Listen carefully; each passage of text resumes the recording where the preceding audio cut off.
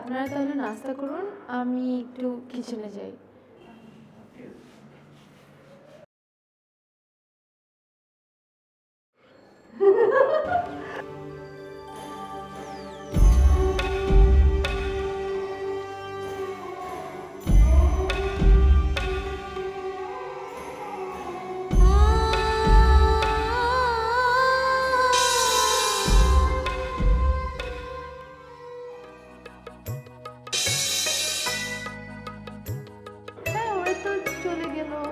আপনার জন্য অনেক টেনশন করছিল।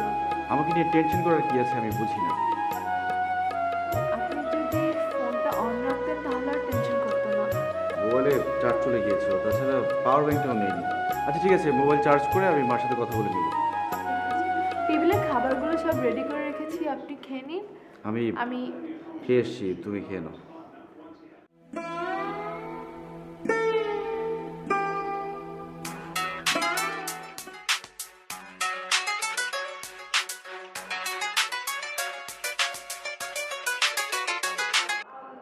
হ্যালো মামা, আপনি কোথায়? আপনি কি একটু বাসায় আসতে পারবেন? কেন বলো তো? সাইফের অনেক জ্বর, আমি ওকে অনেক জলপট্টি দিচ্ছি, বাট কোনো কাজ হচ্ছে না। এছাড়া বাসায়ও কেউ নেই এবং কোনো মেডিসিনও নেই। আমি কি করবো বুঝছি না। কিন্তু মানে আমি তো অনেক দূরে, আমার তো বাসা আসতে আসতে রাত হয়ে যাবে। ও আচ্ছা ঠিক আছে, তাহলে আমি ম্যানেজ করে নিচ্ছি। শোনো, তুমি টেনশন করো না, সামান্য জ্বর তো, ঠিক হয়ে যাবে, দেখো একদম ঠিক হয়ে যাবে। জি মামা, আমি রাখছি। বহুত স্বামীর সামান্য জ্বরে কতটা উতলা হয়ে উঠছে, কপাল, সবই কপাল। কি যে করি। আচ্ছা ঠিক আছে, আমি একটু ফার্মেসিতে গিয়ে ওষুধগুলো কিনে নিয়ে আসি।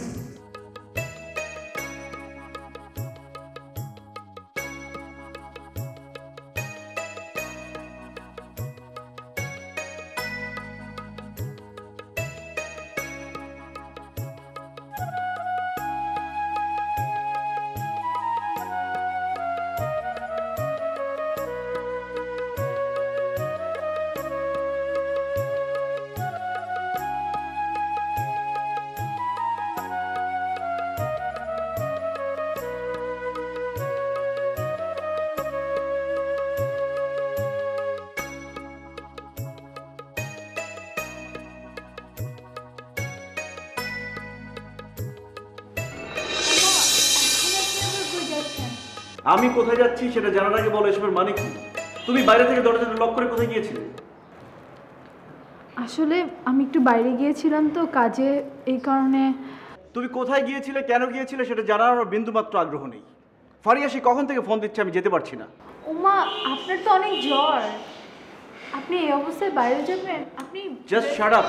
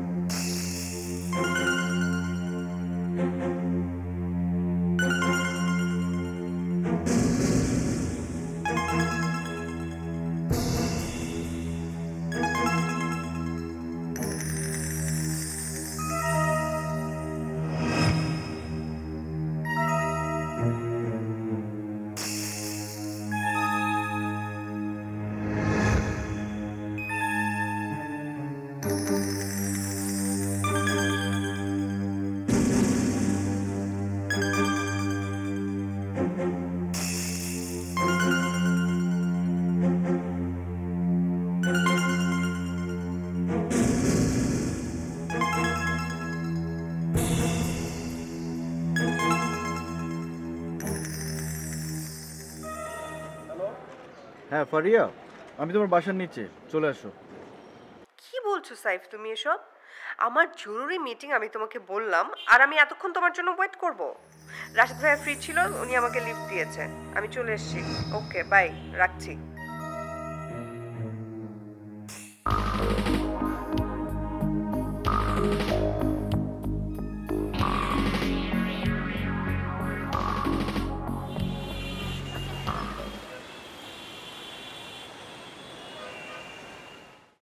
সাইফ, তুই এসব কি বলছিস? তোর মাথা ঠিক আছে তো? দেখো মামা, যেটা সত্যি আমি সেটাই বলছি। ব্যাপারটা আমি আর চেপে রাখতে পারছি না। তুই ফারিয়াকে ভালোবাসিস, তাহলে নীরাকে বিয়ে করলি কেন? কেন করেছি তুমি বুঝতে পারছো না মামা? মীরাকে মা পছন্দ করেছে, আমি না। তুই আমাকে ফারিয়ার কথা বললেই পারতিস। মামা সাহস পাইনি আমি বলার জন্য। তাছাড়া তুমি তো জানো মায়ের শরীর ভালো ছিল না, ডাক্তার বলেছেন মাকে টেনশন না নিতে। কিন্তু এভাবে তো চলতে পারে না। মা তোমাকে অনেক পছন্দ করেন, পুরো ব্যাপারটা তোমাকে হ্যান্ডেল করতে হবে। কিন্তু সাইফ, নীরা মেয়েটা। প্লিজ মামা, আর কিছু বলো না। মাকে ধীরে ধীরে বুঝিয়ে ব্যাপারটা একটু ক্লিয়ার করে দাও প্লিজ।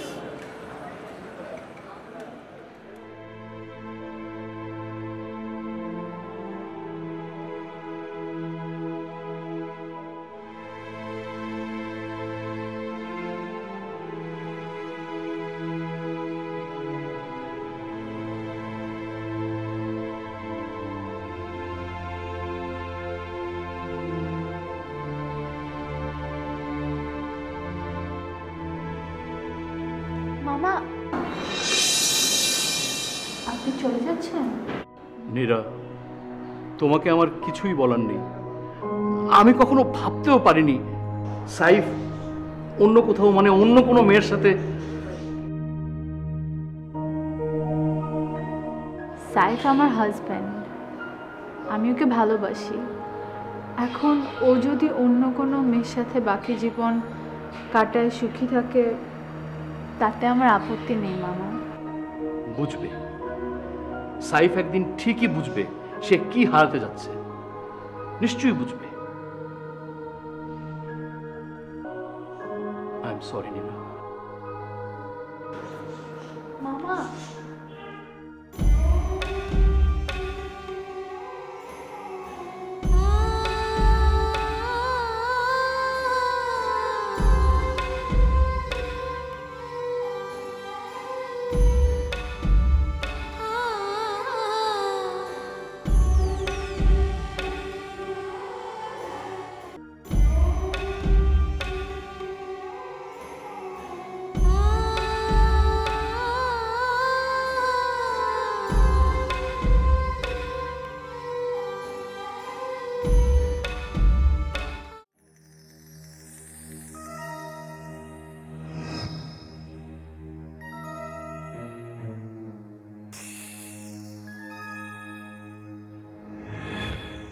তুমি হঠাৎ আমাকে এখানে কেন নিয়ে এলে আমি বুঝলাম না।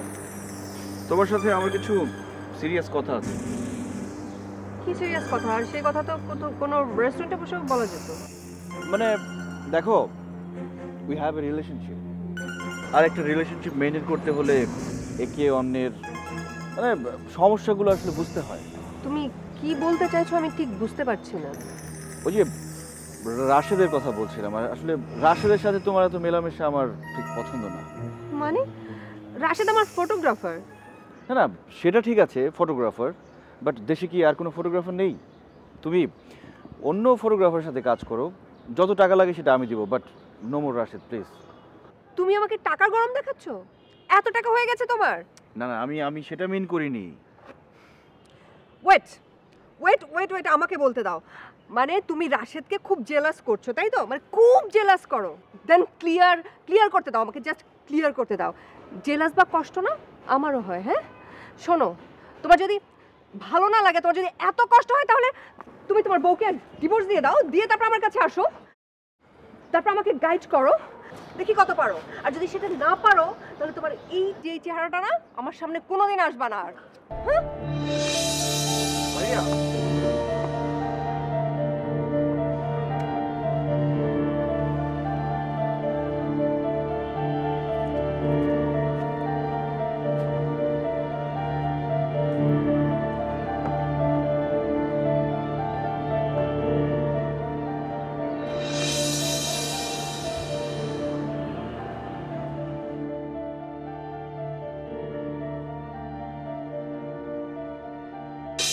হ্যাঁ ফারিয়া, আমি তোমার বাসার নিচে, চলে আসো। কি বলছো সাইফ তুমি এসব? আমার জরুরি মিটিং আমি তোমাকে বললাম, আর আমি এতক্ষণ তোমার জন্য ওয়েট করব? রাশেদ ভাইয়া ফ্রি ছিল, উনি আমাকে লিফট দিয়েছে, আমি চলে এসেছি। ওকে বাই, রাখছি।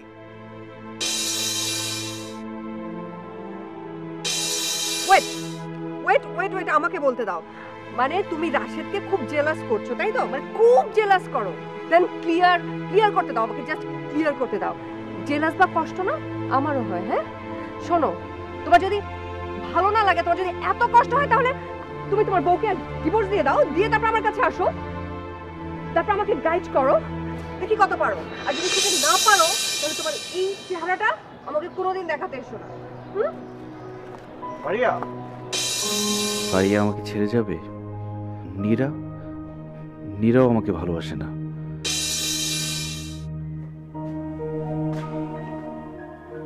ঘুমটা ওঠেন, আপনার সঙ্গে আমার জরুরি কথা আছে।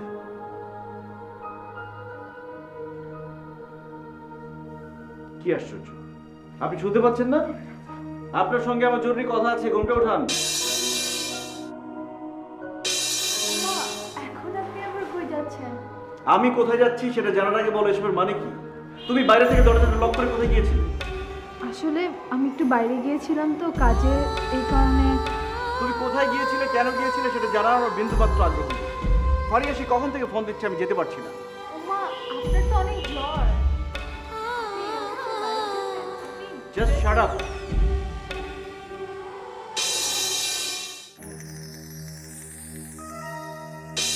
লাভ ইউ টু। বাই। কিছু বলবে? আপনি কি চা খাবেন নাকি? আমি একটু জিজ্ঞাসা করতে এসেছিলাম। না, খাবো না।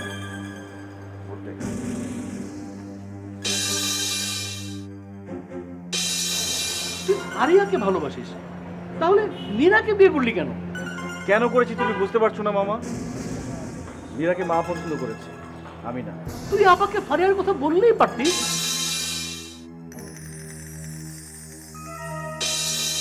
আমাকে ডাকবে না?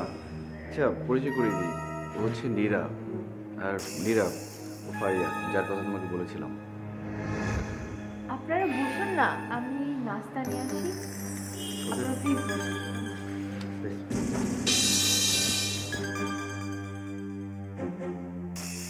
ফারিয়া আমাকে ছেড়ে চলে যাবে, নীরাও আমাকে ছেড়ে চলে যাবে।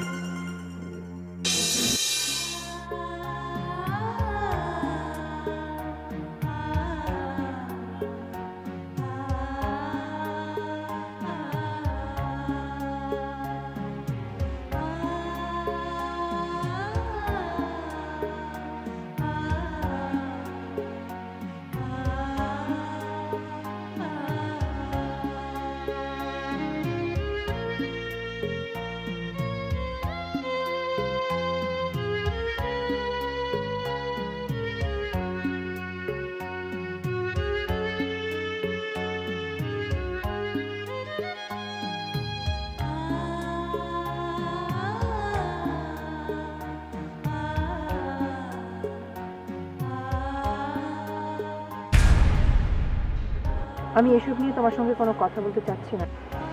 আমার প্রিয় মানুষটা ভালো থাকবে, এটাই আমার কাছে সবচেয়ে বড় চাওয়া। যদিও আমি আপনাকে খুব বেশি সময় ধরে চিনি না,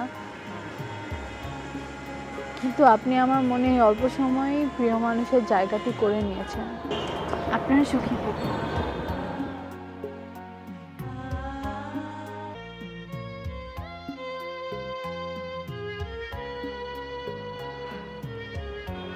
আমি হয়তো ওর মতো করে তোমাকে ভালোবাসতে পারবো না, আমার কিছু প্রতিবন্ধকতা আছে সাইফ।